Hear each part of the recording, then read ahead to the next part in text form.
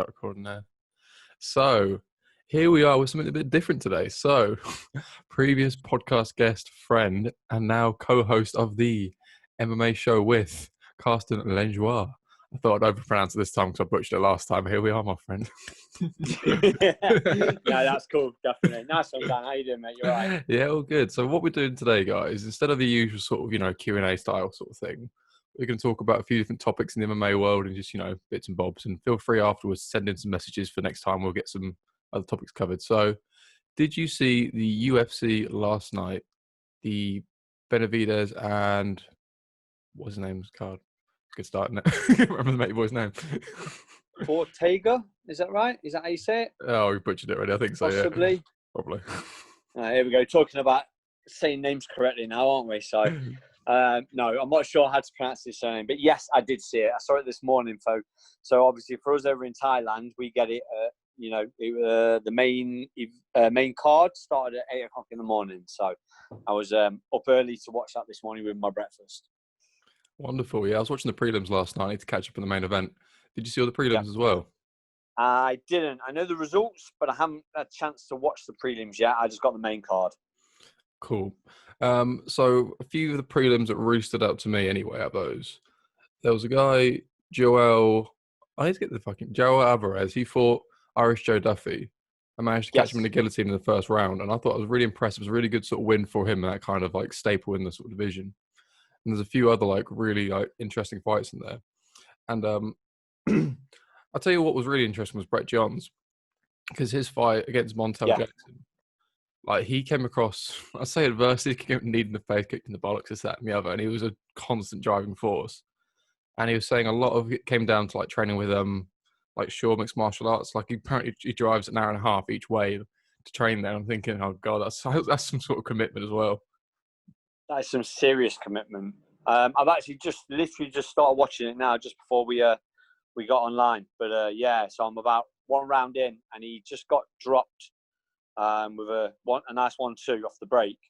And so, like you say, came back for some adversity, but not a bad fight so far. Well, this is it. And the wrestling, he was just driving. And like you say, very sort of similar. Even the commentators, Bisping and Felder and stuff were saying about him moving over and training with, Shaw MMA and training with Jack.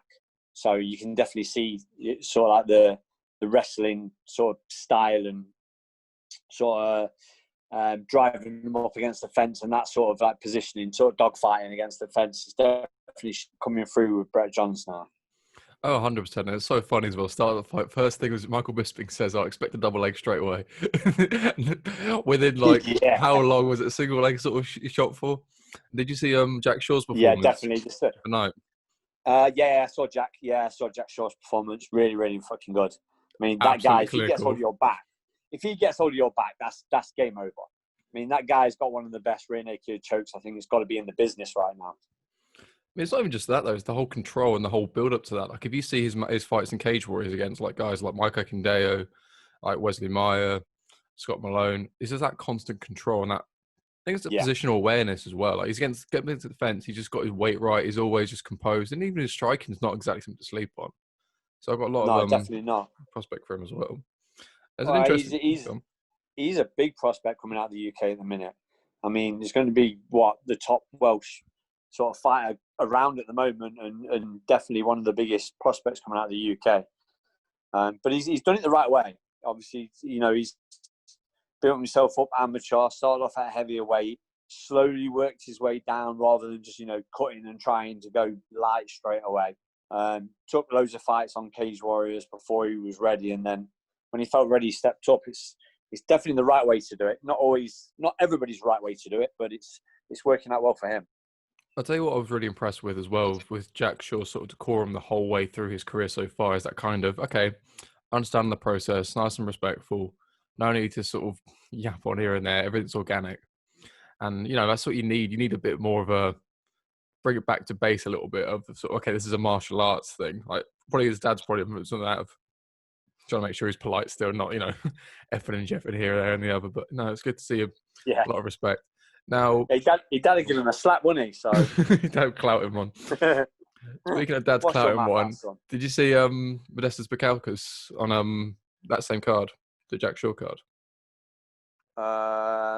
Yes. So it was quite funny because he's one of my training partners. He's light heavyweight, Lithuanian guy. He speaks like a geezer, so everyone's a bit confused when his name's Modestus and he talks like, what, geezer? It's just a bit. Yes, I know, yeah. And it was so funny because on the walk-in, it's so funny the walk-in because Bisping was commentating. He was saying how his dad, who's no holds barred champion, is like, okay, this is why you don't chat back to your dad kind of thing in the same kind of conversation. As you're saying, mate. Yeah, 100%. Yeah, no, he did well as well. He did really well. Was that?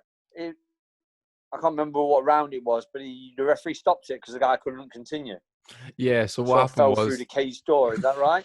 Yeah. So his first round, elbows against the cage. So that the same way of finishing. It wasn't Martin Hamlet, but I think it was the other title defense he had in Cage Warriors. The same kind of elbows, and the guy was trying to protest saying it was illegal. But the irony in it is when after he didn't get his disqualification when he wanted, he's sort of falling around, and then you see the bruising on the side of his head, right on the line where it's fine. Like it's very much highlighted, a big bulge saying, "Okay, this is legal." Thinking, yeah, you get some hematomas at the side of your head, and you're like, "Oh, actually, yeah, they might have been legal." Just a little bit. There's no getting away from that, is there? I mean, I wouldn't want to do 3 rounds of Modestus, but there we are. That's just it's that and the other. No, he did look like a bit of a savage. So, without going into all the cards like one by one as such, regards to the setup so far, how are you? I don't know. What's your opinions on it so far? The way they're doing Yas Island, the flying over, the quarantine X, Y, and Z. How do you like the process so far? Is there something about that you think is more sustainable? Do you think it's more like I don't know, just a bit of fun, just a nice little novelty kind of? To start off with, I thought it was a bit of a novelty, but it seems to be working really well. I mean, even when they did the Jacksonville cards, they did the 3 cards in a row on Jacksonville. I mean, everything was done on point from what I know, from the sort of interviews and what fighters have been saying and stuff. They're getting tested before they even leave where they live in America, fly over to Vegas. They're held up in Vegas for a few days to a week or whatever, doing a bit of training at the PI, getting tested there. All the coaches are getting tested, then flying over to, they were going to sort of Jacksonville last time, and then now obviously Yas Island, getting tested, 48-hour quarantine in the hotel there. So, they're doing everything as best they can. And it seems to be working out really well. They've only had 1 or 2 little cases, maybe a couple of coaches. Mike Brown being just the only one that sort of rings a bell, that has not been able to travel over when Masvidal fought. But the process seems to be working pretty well. I quite like it. It's definitely different. I've kind of forgot what it was like to have a crowd there now, though. I've watched that many sort of without the crowd. It's kind of become the norm. I mean, that's a huge part of it because when you're watching it on TV and the apps and stuff, you don't really hear the crowd that much. Sort of a bit of emphasis, but even then, you get so engulfed in it. But there's a few things you said about there, regards of things popping up. Jared Flash Gordon. Oh my God, his fight against Chris Fishgold. So I'm a big fan of Fishy. I don't know who Flash Gordon was beforehand. I'm Flash Gordon, but not Jared Flash Gordon. I was thinking, okay, I want Fishy to win. He has a bad weight cut. He has a of course, yeah. And then I'm like, okay, who's this guy then?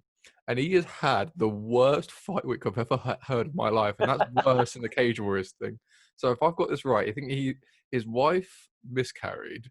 She caught COVID. All his coaches got COVID. He gets there, and then they has to get Paul Felder and Gary Tyler and whoever else to get in the corner, whoever's there. And I'm thinking, fuck me. And he still made weight and still won, very decisively. I'm thinking, fair play. Mate, yeah.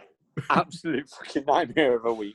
He even got tested positive when he got there as well, didn't he? Oh, yeah. He tested positive. He got a false positive, yeah. So you imagine going through all of that. Obviously, the wife thing, that's terrible. I feel really sorry for, obviously, the family and everybody involved in that, because that's never nice to hear. But obviously, the wife thing, then she gets COVID, then all his coaches get it, and then he gets there, and then they tell him he's got it. You imagine your brain, where your head's at before a fight. At what point do you still want to do it at that stage? It's okay, I'm all in. It's just okay, what else? What next? What else could possibly go wrong? No. And like you said, the performance was, really good performance. Fish is a great fighter, and he kind of made him look a little bit amateur. He just sort of ran away with the fight.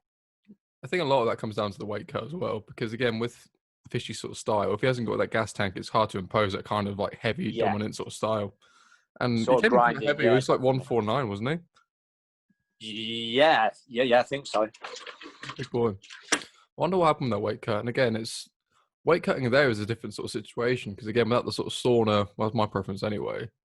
Like, I don't know, have you ever had to do any sort of weight cutting on like what's called a poor setup? Have you ever had to like I don't know, do a makeshift sort of weight cut as such? I've only ever missed weight once. I missed it once when I dropped down to 135, and the reason why I missed it was the water. I used to do salt baths. So in the hotel, the water just didn't get hot enough. So I tried to do a couple of baths in the hotel, and like I say, the water just wasn't hot enough, so I just wasn't sweating enough out. And then we went over to the sauna after that, and by then I'd already tried to do a couple of baths. So your body's already sort of like not wanting to give the water up anyway, especially if you don't get hot enough in the first like 1 or 2 baths. Went over to the sauna and then just kind of ran out of time. So that was over in Wales, so I was over there on my own as well. So I travelled over from Nottingham. So that's how I prefer to do it, in the baths. But yeah, just a bit of a nightmare sort of like situation as well. I heard some of the fighters, they didn't have sort of any cardio machines. Some people like to, run with a, bin bag on or a sauna suit and sort of lose it a little bit like that. Some people like to sauna. Some people like to use baths and stuff. So without the sauna and stuff, it could be a bit of a nightmare. Now, here's another question for you. Regard to like weight cutting morals and ethics, you see your teammates cutting weight, you know what it's like being in there, you know you're prepared to die to make the weight. How are you letting your teammate be in that same position? Because again, it's very vulnerable for me, another for another. How do you find with that? Because it's always a bit of a grey area. Someone on death's door trying to lose the last couple of pounds. So the last time I had a teammate that was kind of struggling was Carl Booth, and I locked him in the sauna. Again, that was in Wales, Newport. It was on, was it on Budo over there? I think it was the Budo show. No, in fact, it wasn't. It was Newcastle. It was made. Is it Made for the Cage? Yeah, I think so. Is that right? Yeah, that's the one. And yeah, Carl's struggling a little bit. And he obviously we sat there, and I've got the timer on, and I'm sat in there with him, and he's like, still got about 3 minutes left on the timer, and he's like, all right, stand up, right? I'm walking out. I was like, no, just put my hand on his chest, sat him back down, and stood in front of the door. But yeah, you've just got to make the weight. Like I say, I've only ever missed once, which I just ran out of time. But yeah, I hate myself for missing weight, so I really sort of try not to let any of my teammates, if I'm helping them do weight cuts and stuff. So, but he made weight and he won the fight, so it wasn't too big a problem afterwards. I mean, this is it. There's always that line you've got to draw between someone being a bitch and also someone actually needing to stop. Because, if they've got... That's it, 100%. If they're hydrated, like, I just don't want to do it anymore. If they got a card, I think you got a bit long. I think you've got to look at them. If you've been around weight cuts, you know the difference between somebody, like you said, being a bitch and be like, oh no, give me 5 minutes out the sauna, I'll come back in, or somebody who actually is, really struggling. I've had one other fighter that I've actually pulled out of a fight because he collapsed during a weight cut. Nico Alonso, one of my mates from back home in Nottingham, and again, he was only amateur, so I was like, mate, it's an amateur fight. You struggling yourself, straining yourself that much to try and get to the weight. He collapsed, and I ended up going around his house and helping him out and stuff. But yeah, it's a little bit different between amateur and pro.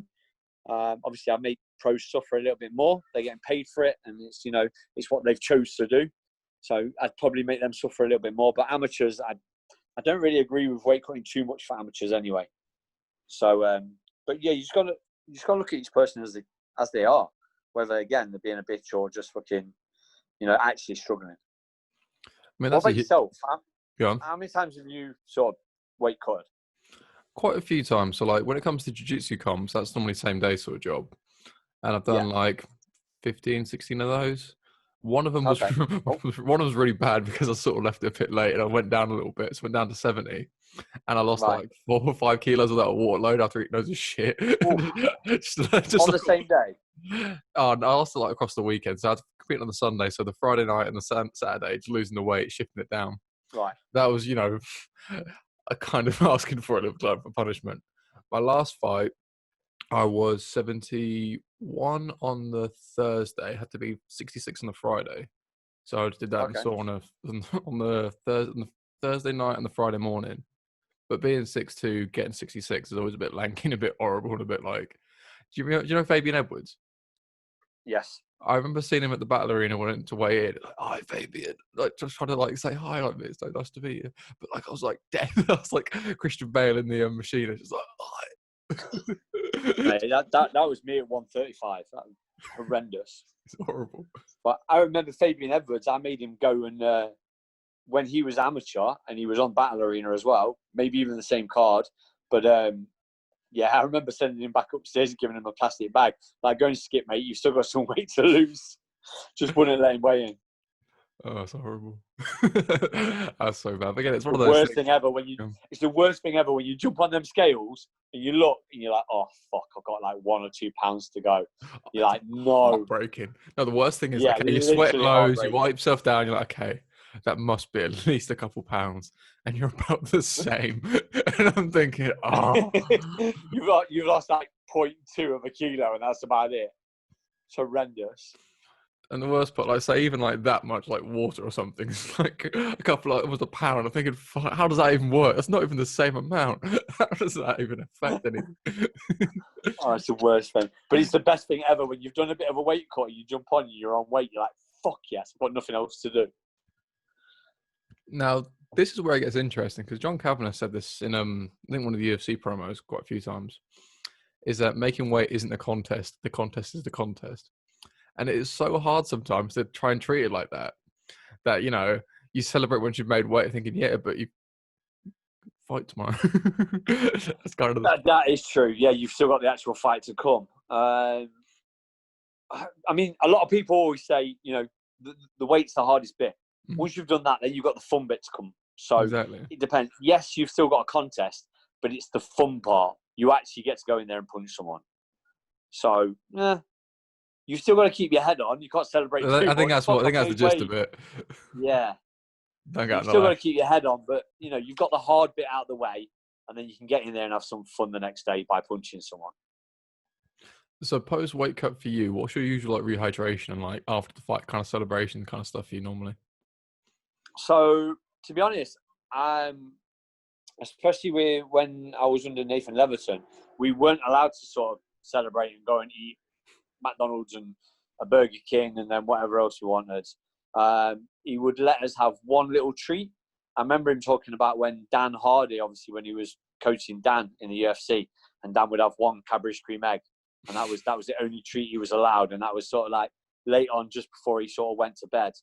So that must have been the best cream egg of his life. He must have absolutely loved that. But yeah, I remember sort of like trying not to go too crazy with the chocolate and treating yourself. It was more just Nando's, mate. Everybody in the UK has a Nando's after weigh in, right? It's like the busiest restaurant whichever town you're fighting in. There's a fight day when every table's taken up by people wearing tap-out gear. Oh, that's a throwback in itself. Now, I'm old school, remember? This is what we want. Affliction. But yeah, when it comes to honestly, old school, you go in there and your opponent was sat on the table facing you and everything. Literally every person who's just on the weigh-in is in Nando's having spicy rice and half chicken. He orders hot, you order extra hot. You got to win in the first battle. It's like Tyson Fury and Klitschko. You got to win the sauna battle. You got to win the in the Nando's battle. You got to win the Nando's battle, definitely. As half the battle. Now, when it comes to UK MMA, it's very interesting at the minute. So, on the topic of UK refuels, of like the setup. So, there's a few shows doing some different things. So, you've got like Contenders doing like a drive-in show. Have you seen this? No, not yet. So it's like an outdoor event. They've got a cage, and it's like a drive-in. You pay by the car, and you sort of park up and watch like a sort of drive-in movie. Okay, I like a drive-in movie. All right, it's interesting. So I'm kind of curious how that's going to work, that kind of model, because the only thing I could feel with the UFC sort of model they've got now is it costs a lot. So you need to be sort of monopoly to try and fund that, because you try and get, I don't know, Battle Arena to try and COVID test everyone, fly him out to Abu Dhabi, and then go for test him there, and then get him there, and then that ticket sales either.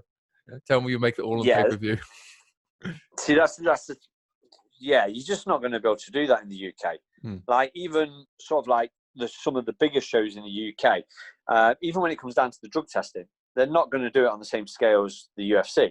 So if they're not doing drug testing like all year round, when, you know, life was normal before all this happened, you know, COVID testing is going to be, you know, as expensive, but not as much, I guess, as drug tests, but it's still going to be really pricey.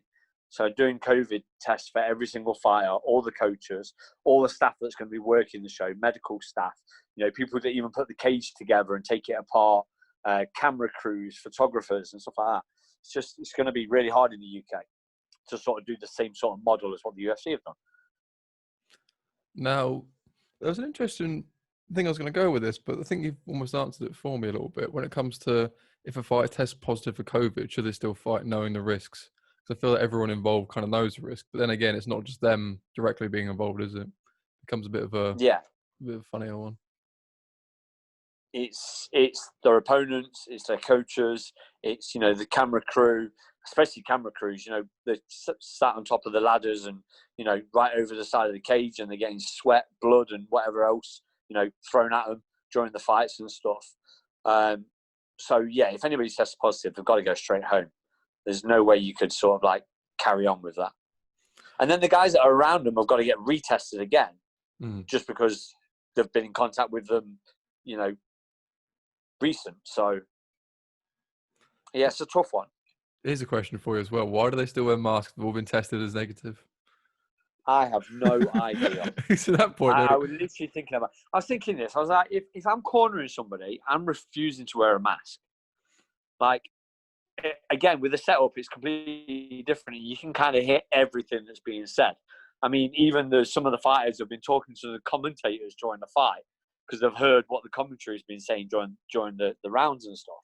So, but I want to be as clear as I can. And even just with the mask over your mouth, you're going to be a little bit muffled. So, yeah, I guess it's more for the TV aspect, like the people watching it.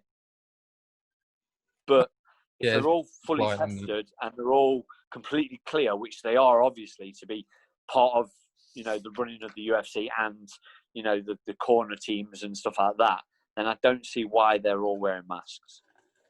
Well, this is where it gets really interesting as well. And I think, who is it? James Krause yesterday in the prelims. I'm not sure if you've seen that one yet. I think he's basically pulled it down to his neck, and the whole time he's just basically like that. I'm thinking, yeah, you might as well, because at that point you can't hear anything. Because that was, oh, who is this fighter? It was, oh, it's going to annoy me. I watched it literally last night. Oh, and he fought Nadir Narimani. Who's Grant? Yeah, that's it. Grant Dawson. Yeah, that was a great fight. Dawson, that's it. Yeah, was it a good fight? Really good fight. We can get a chance to watch it because again, it's See, I knew Nad because he beat Paddy Pimblett on Cage Warriors, so I had a lot of expectations for him. He beat me. Did he? Yeah. How long ago? Yeah, me and Nad had a little tussle. It was one of my favourite fights, actually. Little scrap.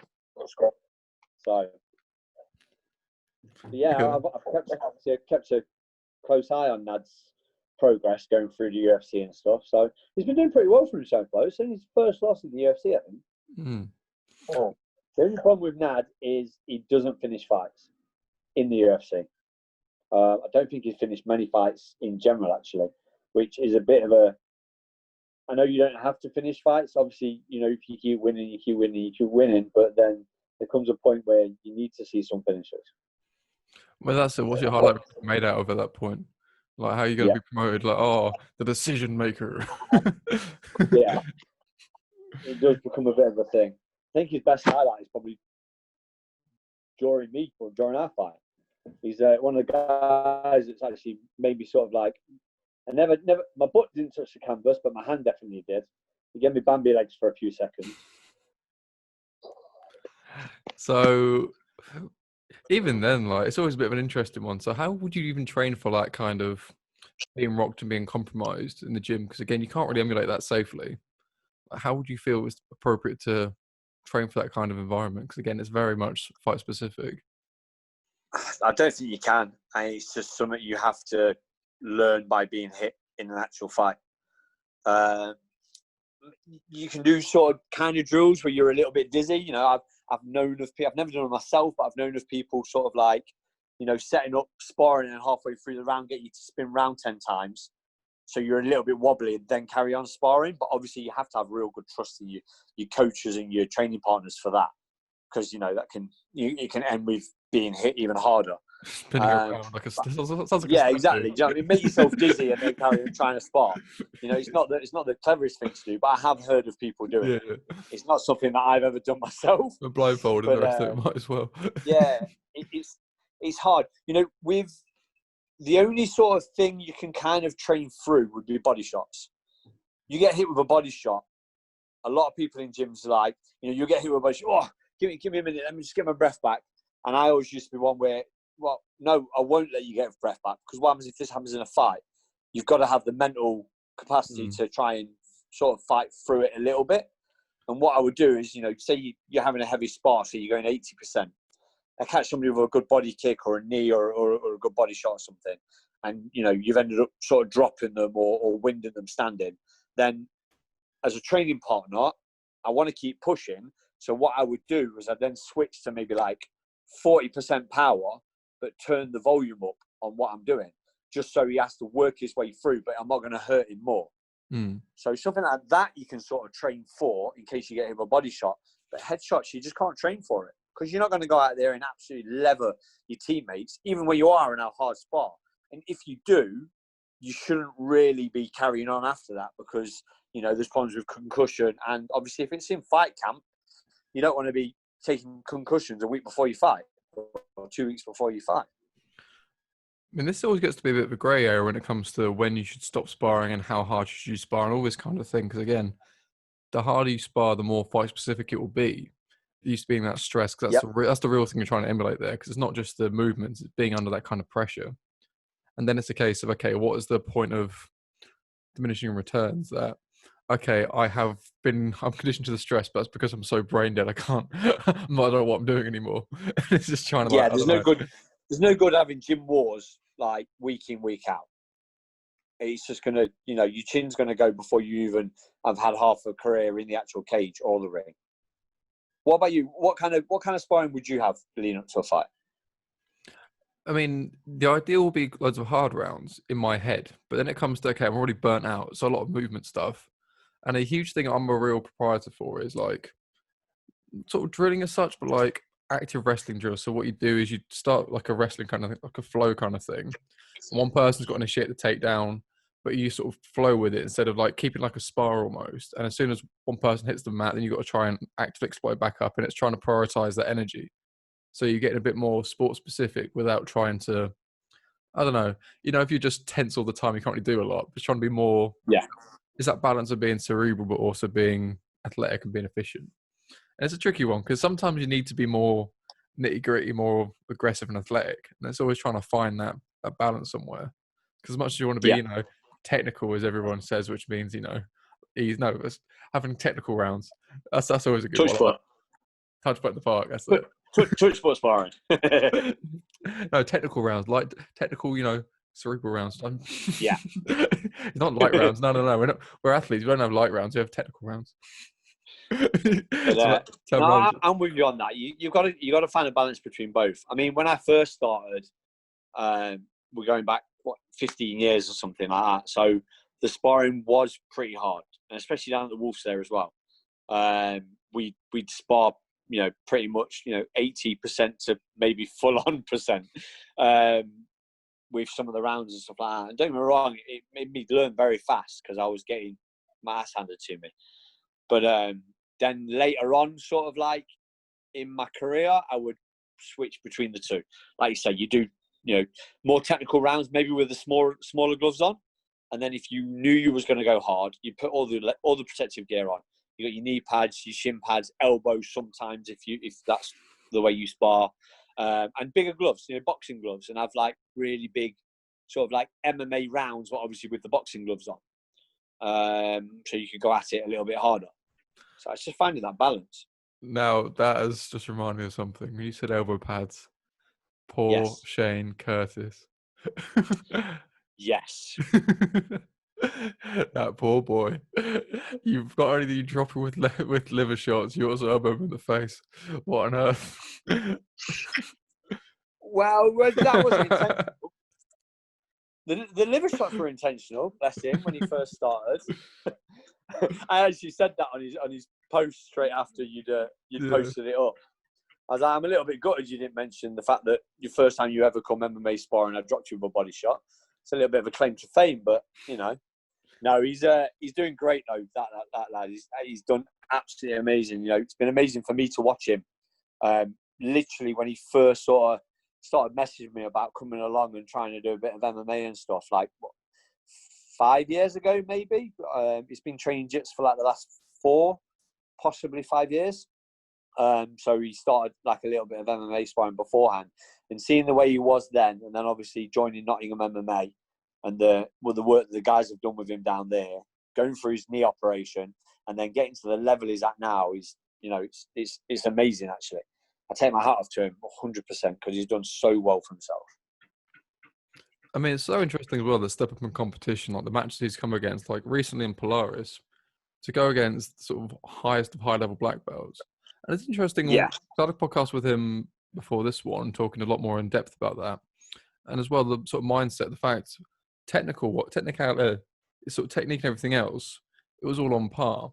He felt he was holding his own. He was in a place where he could do really well. But mentally had that kind of block and that kind of, that point of development to really appreciate, okay, I am there. It's in reaching distance. It's just that case of fine-tuning things and getting yourself in the right mindset. And I don't know, just appreciating there's still more to really develop. Because this is where I sort of, I don't know, err on the side of caution when it comes to younger prospects. Of that, they think they know everything already because they're getting some success against higher grades. And it's good that Shane's showing that coachability still and that ability to still, like, I don't know, willing to learn and accept things. And this is where you always see a lot more veterans sort of resting their laurels a bit of, oh, I've been doing it for years, I know everything. Thinking, okay, yeah, but no, it's going to be have fun getting hit up by fucking Shane. Yeah, I know, right? He's a savage, that guy. Honestly, that kid's a savage. And, in a few more years, he's going to be even better because he does keep getting better and better. It was interesting watching his fight on Polaris because, I mean, he gave away a lot of weight as well. It's about 10 kilos, I think he was. So he stepped up in, 10 kilo of weight for the tournament. And I think everybody was there was a black belt and he was a purple. So that's a lot of experience. I mean, most of the guys have been black belts for 4 years, if not more, and he'd only been doing jiu-jitsu for 4 years, full stop. And he didn't look out of sorts in his match. He looked like he was doing all right. He was probably defending a little bit more than he probably wanted to. Like he said, had that little bit of a mental block, sort of like coming into the thing, sort of like looking across the mat and be like, oh, this guy's, I know I've beat some good guys and I've beat black belts and stuff like that, but this guy's like one of the best type thing in the UK at the moment. So yeah, you're going to have that little bit of a mental block, but I don't think it didn't do himself any shame at all. He did really, really well. And definitely, this just comes down to the whole too much respect sometimes. And again, this part of the same conversation I had with, try not to repeat too much from that. Again, it's more a case of not giving too much respect and also respecting yourself enough. Because you see Bradley Hill, for example, world level black belt, thinking, oh no, it's Bradley Hill, I can't tap him.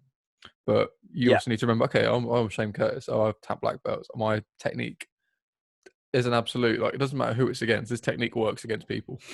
Like, you can be who you want, but if you're in this specific position, it's going to work. Like, and it's just trying to give yourself that kind of respect. Human. Exactly. Everybody's only human. Oh, your mic's gone. Your camera's gone off. There we go. Back. Yeah, everybody's only human. Do you know what I mean? So anybody can tap anybody if you catch them right. So yeah, he's got a big future, and I see him doing really well on Polaris in the future. Oh, 100%. And I think they've invited him back up. So that's always a good sign as well.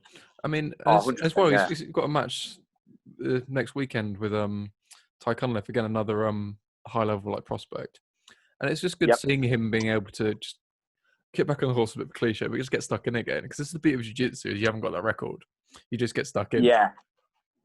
I used to say this to all the younger lads, is like, just get out there and do as much as you can. While you're still learning, until you turn professional and it's turns into a bit more of a living and it's an actual real career you're chasing. While you're still amateur, fight as much as you can, as much as your body lets you. As long as you're healthy, you're not injured, you know, don't force yourself to make too much of a weight cut out of amateur. I always sort of used to try and tell my amateurs that I trained with and people, you know, try and fight around your kind of weight, so you don't have to do mega cuts that are going to damage you and stuff like that. And just try and do as much as you can. Do grappling comps, do just boxing matches, do a kickboxing match, and then do MMA. Just do a bit of everything. But a lot of people, especially nowadays, they come into the gym and they want to be MMA fighters, so they don't want to do all the rest that goes with it. They just want to fight MMA. And you got to do a bit of everything. I wish I'd done more of everything when I first started getting into MMA. Now, when you say doing more of everything there, do you mean to get the competitive experience, or is it to get the technical ability? What do you think is the beneficial part of doing everything opposed to just MMA? All of it. I wish I'd done a lot more sort of striking matches. I ended up boxing after I finished MMA. So it was after I finished my MMA, I went into boxing. I got a lot more comfortable on my feet. My grappling was obviously my ground and pound, my cage stuff. That was my bread and butter. I used to try and make it dirty, a bit like Brett Johns was doing, that sort of style. That's the way I kind of used to fight. But my hands got a lot better when I switched to boxing. So if I'd have done a little bit of boxing at the start of my MMA career, I'd have been a lot more comfortable to stand and bang a little bit, then go into where I'm more comfortable. So just a bit of everything. Technically, I got better. You know, in the ring, I got better. So in the cage, I would have been better, more comfortable on my feet. So a bit of everything. My mindset as well, knowing, well, I can take some good shots and I can give some good shots as well. I don't have to, you know, try and rush in and grab hold of them and feel a little bit more safe because of him. I'm in my comfort zone. So it helps with every aspect of the area, mental and obviously technical, and yeah, just everything goes into it. Comfort zone's a funny thing as well. And it's just the sort of time where you spend is where you get comfortable. And prime example of this, when I was a one strike white belt, I thought I was a jiu-jitsu guy. So the ground is my ocean, I am the master. This kind of thing. Yep. This is the only time I've spent doing anything specifically. So this is where my comfort is, quote unquote. But given that kind of time into something else can give you that same level of like comfort and the same level of, you know, confidence. So it is so important having that kind of mix and match of everything. So regards of the current upcoming cards, so we've got Big Boy, Chip and Dip, Darren Till against Rob Whittaker. What's your predictions for that? Yes. Oh, I'm kind of on the fence, but I'm going to say Till. Yeah, I want Till as well. No, I just really like Till. I'm going to say Till. I think I just like his style, the way he comes forward. I think he's going to put Rob Whittaker on the back foot. And I don't think Whittaker, although he's good, like his movement's awesome, and he's good going backwards, I just think that the kind of pressure that Till puts on is going to be a little bit too much for him. See, it'd be really interesting to see those two go. And I'd like to see, I don't know, is it too soon to see him go against Adesanya or Paulo Costa? Or Yoramero next? That's a thought, isn't it? Oh, would be a nice fight. Hello. I like the way when Till. I love Till's Instagram and stuff. And yeah.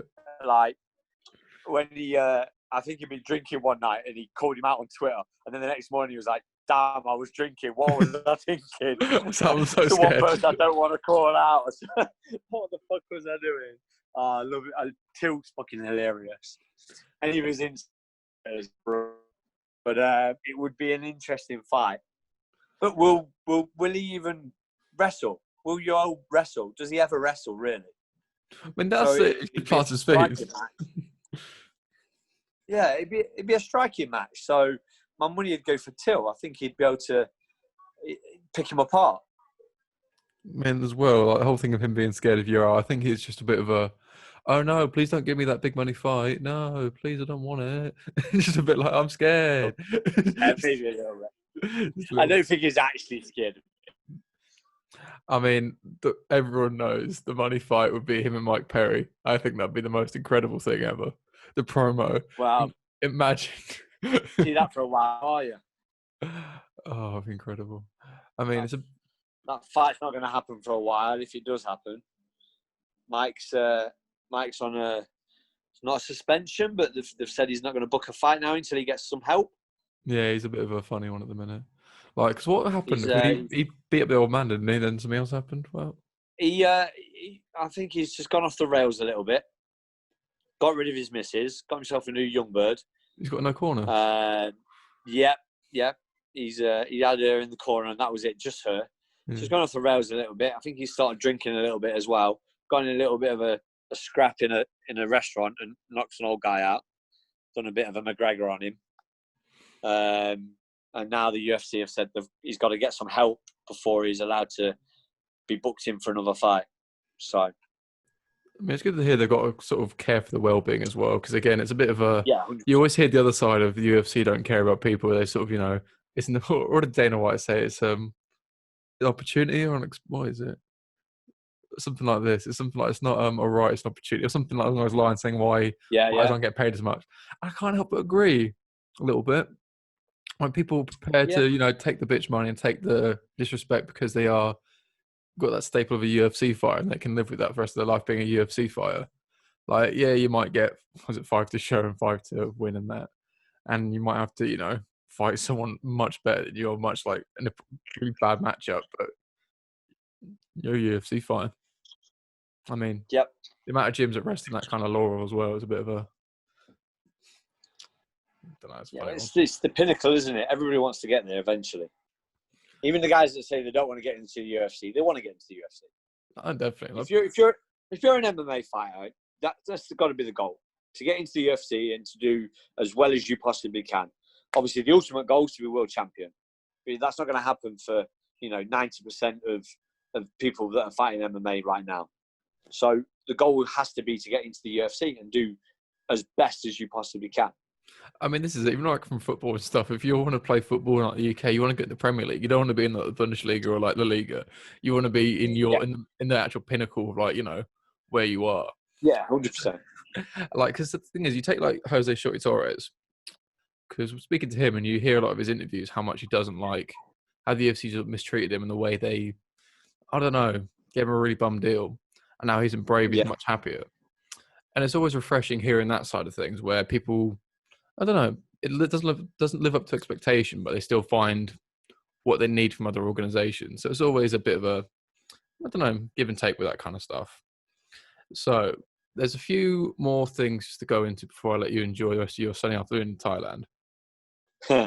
Regards of going forward with the UK shows, what do you think would be a sustainable model for the way to make it work? Because initially pay-per-view would be a way to go about it, but it gets quite tricky still in the sense of, I don't know, say Battler, I don't know, it was a 30 quid a ticket, like standing tickets and 45 for a table.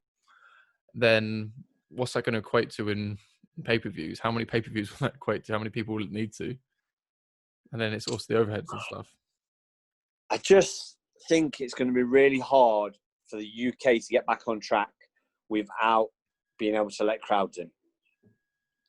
There's only Cage Warriors that are going to be able to do anything because they've got the deal with UFC Fight Pass. So I don't know what kind of deal they would get through that